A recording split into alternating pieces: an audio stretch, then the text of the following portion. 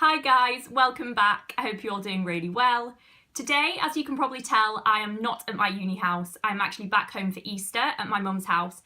And so I'm sat in my bedroom at the moment at home in front of my bookshelves that basically just have all the books on them that I don't bother taking to uni. So on this side I have the majority of my children's books that I love, but I just don't take them to uni with me. And on this side I have random classics and just general fiction books that I keep here at home. So seeing as I have come home for 2 or 3 weeks, I of course brought a stack of books back with me from uni that I'm really excited to read and will hopefully be getting to over the time that I am home. And so today I just thought I'd do a bit of a chatty video with you, talking about the books that I'm currently reading at the moment and how I'm feeling about them, and also talking you through all the books that I brought back that hopefully I'll be getting to over the next couple of weeks. So starting with books that I'm currently reading, I have got 2 books on the go at the moment, which isn't actually a lot for me. I usually have at least 3 on the go, and I usually have quite a mix of different books that I'm reading. So I like to have a fiction book, and then maybe another fiction book, but of a different genre, and a non-fiction book or a poetry book as well. But at the moment, I'm actually just reading 2 literary fiction books, and I'm quite enjoying them both. And so the first one is Atonement by Ian McEwan.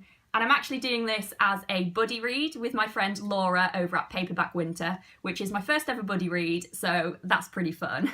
So this is one that I've been wanting to read for a while. I really enjoy Ian McEwan as a writer, and I've had this one on my shelves for ages, so it was just a matter of time until I got round to it really.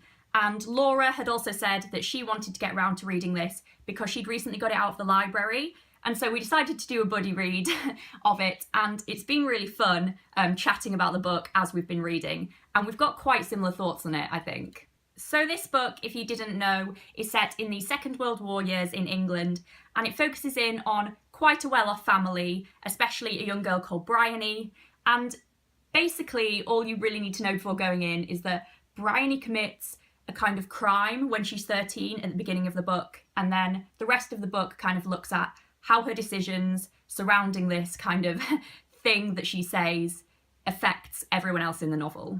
So I am coming to the end of this novel at the moment. I'm closing in. I'm just over 2/3 of the way through. And there are a lot of things I've really liked about this novel. So I really like the war years in which it is set. I love reading about World War II in novels, even though it's something that isn't particularly underdone in fiction. I'm enjoying it anyway. And I also really like that this novel is spanned over so many different years. So at the beginning of the novel, the war hasn't begun, but as the novel goes on, we are right in the middle of the war. So that's really interesting. And it's also really interesting the way that we can see the characters develop because of this. So at the beginning, Bryony is 13 years old, but as the novel goes on, she becomes a woman. The structuring of this novel is also very interesting. It is split into 3 parts, and the first part especially is very interesting because it is just all spread over one day, and it just focuses in really closely on the characters and their thoughts, and just kind of goes into a lot of detail. So I definitely got kind of Mrs. Dalloway vibes for the first part. As for things that I'm not quite liking, I didn't really find the first part as effective as I hoped I would. I love Mrs. Dalloway and I can completely see what Ian McEwan was going for, but I did find it quite slow at times, and there was definitely a lot of description, something that Laura really didn't like. I also don't really feel like I'm getting a 100% distinct picture of all the different characters. I like seeing the way that they've changed from when they were younger to when they're older, but in the part that I'm at now, I don't really feel like I'm getting a full picture of 2 of the main characters in particular. I kind of want more from them in terms of them being unique and believable.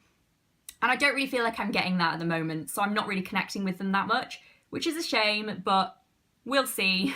Maybe I'll be sold in the last part of the book.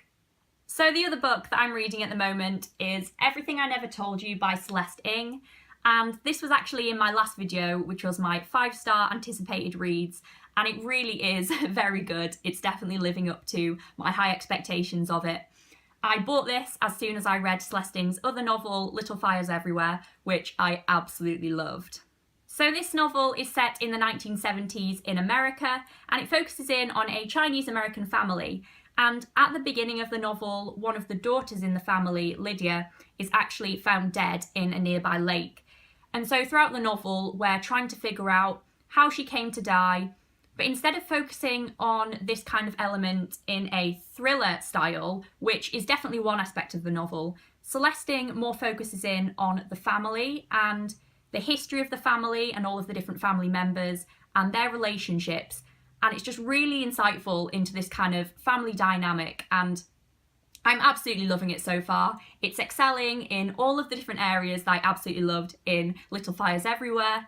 But obviously it does have this kind of mystery thriller element as well, because we do want to know what happened to Lydia. So I'm really enjoying it so far. I'm just over halfway through and I have really high hopes. So as for books that I have brought home with me to read over Easter, I have brought home some fiction, some non-fiction and some poetry as well. And so the non-fiction book that I've brought back is Feel Free by Zadie Smith. This is a collection of Zadie Smith's essays talking about all kind of elements of contemporary UK culture. And I actually mentioned this in my 2018 most anticipated book releases video, and so I'm so happy I got this. I actually received this for Valentine's Day from my boyfriend Cameron because he knows that the way to my heart is through books. So yes, I am very excited to read this one. I think I'm going to start it pretty soon and just kind of have it on the go as my non-fiction book that I can dip into whenever I fancy reading the odd essay. So I think it's going to be really great, and I'll be sure to let you know how I'm finding it. The next book that I brought home I am beyond excited for, and that is Girls Burn Brighter by Shobha Rao.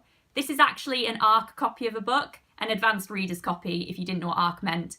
And this is the first ARC copy of a book that I've ever received.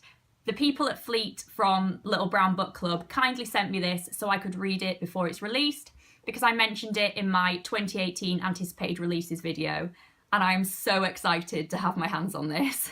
So this novel follows two best friends, Purnima and Savita, and it explores issues of race and cultural identity and domestic abuse and religion and so many really interesting themes, and I believe it's going to be really powerful and really emotional, and I'm just so excited to read it. This is definitely the book that I'm going to be picking up next.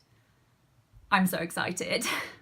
Another novel that I brought back with me is also a literary fiction novel, and that is A Book of American Martyrs by Joyce Carol Oates. I did mention this in my 5-star anticipated reads video because I think it's going to be absolutely brilliant and perfect for me. It's a story of Trump's America and focuses on two different families who have very different ideologies surrounding the abortion debate. And it just sounds so up my street. It's really long, it's literary fiction, it discusses ethical contemporary issues. It just sounds brilliant. And so I'm really hoping that I can get around to reading this one while I'm back for my Easter break. So the two other fiction novels that I've brought back with me are both from authors that I really want to read more from. And the first one, I actually haven't read anything by her yet, and I know it's a crime.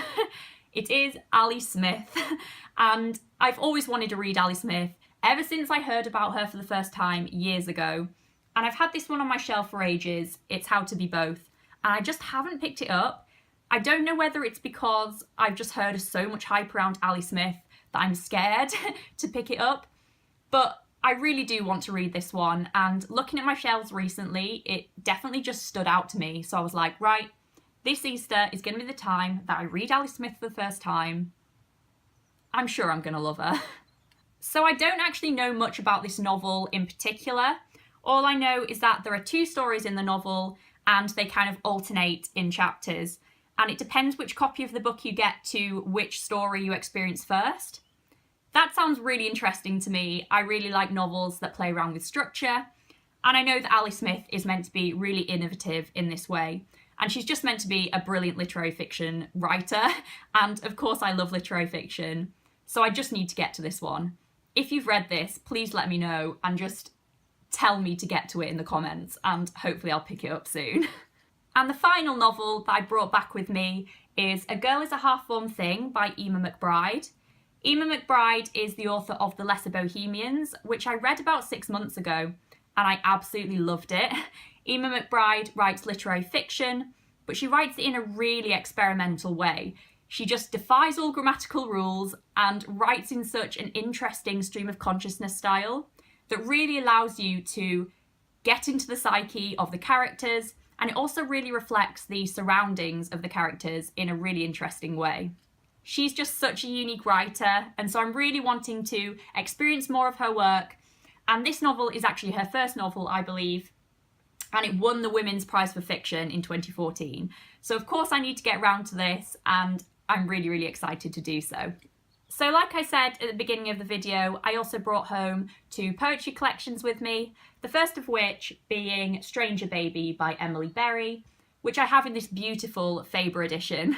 I've decided that I'm going to start collecting these Faber Poetry Collection editions because they're beautiful. So I don't actually know that much about this collection in particular. All I know is that Emily Berry is a much beloved poet, both on BookTube and off BookTube as well. I've heard so many great things about her poetry, so I really wanted to give her a go myself. Now I am reading more poetry, and so I'm really excited to get to this one soon. And the other poetry collection that I brought home with me was Wild Embers by Nikita Gill. So when I bought this poetry collection a few months ago now, I was really excited to read it. I believe it explores themes of feminism and female empowerment and all these really brilliant things. But from flicking through it recently, I'm not sure how much I'm going to enjoy it now. So the poetry seems really simple in it, and it kind of gave me Rupi Kaur style vibes, if you know what I mean. Which, don't get me wrong, is not necessarily bad at all. I think Rupi Kaur is really great at writing accessible and relatable poetry that really encourages people to read more poetry. She definitely encouraged me to read more poetry, and I think that's brilliant. But as of late, I have been reading more poetry that is much more literary in nature, I guess. It's more experimental, and I feel lets me get my teeth into it much more. And that's what I've come to discover I enjoy more in poetry. So I'm not sure how much I'm going to enjoy this, but I definitely still want to give it a go, and the themes seem really great. So I'll read it soon and I'll be sure to report back. So those are all the books that I've brought home with me for my Easter holiday. I'd be really interested to know if you've read any of them actually, and which ones I should get to first. I'm really excited for all of them, and so I hope to get through as many of them as I possibly can. If you've got a book that you're really excited to read soon, then please let me know down in the comments. I always love hearing what you guys are reading and what you're excited to read. So let's chat down below, and I'll see you all next week with my next video. Bye.